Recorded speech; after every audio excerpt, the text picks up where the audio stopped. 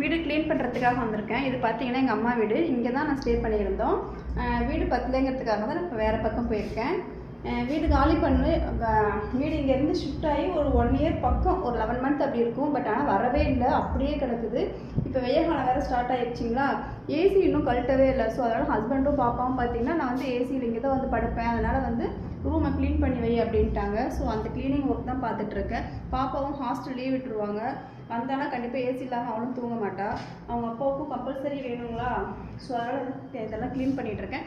நான் என்ன நினச்சேன்னா, பேக்கிங்கில் வந்து வெய்ய காலத்தில் நம்ம கேக் ஆர்டர் எடுத்தோம் அப்படின்னா விப்பிங் க்ரீம் மெல்ட் ஆகிடும், கேக்கு மெல்ட் ஆகும், நமக்கு வந்து கண்டிப்பாக ஏசி தேவைப்படும். இந்த ரூமை வந்து அப்படியே நம்ம வந்து பேக்கிங்காக செட் பண்ணிக்கலாம் அப்படின்ற ஒரு மைண்ட் செட்டில் இருந்தேன். பட் இப்போ தான் ஒரு 2 மந்த்துக்கு கேக் ஆர்டர் எடுக்கக்கூடாதுன்னு ஸ்ட்ரிக்டாக சொல்லியிருக்காங்க. அதனால் வந்து இந்த இடம் ஒரு 2 மந்த்துக்கு அவங்களுக்காக வந்து நான் கொடுத்துட்றேன். ஒரு கட்டில் மட்டும் வாங்கி போட்டு நைட்டில் மட்டும் வந்து ஸ்டே பண்ணிக்குவாங்க எல்லோரும். இது பார்த்திங்கன்னா எனக்கு மேரேஜ் ஆகி ஒரு 3 மாதத்தில் எடுத்த ஃபோட்டோ. இந்த ஃபோட்டோ இப்போ எனக்கு மேரேஜ் ஆகி 17 இயர்ஸ் நடக்குது.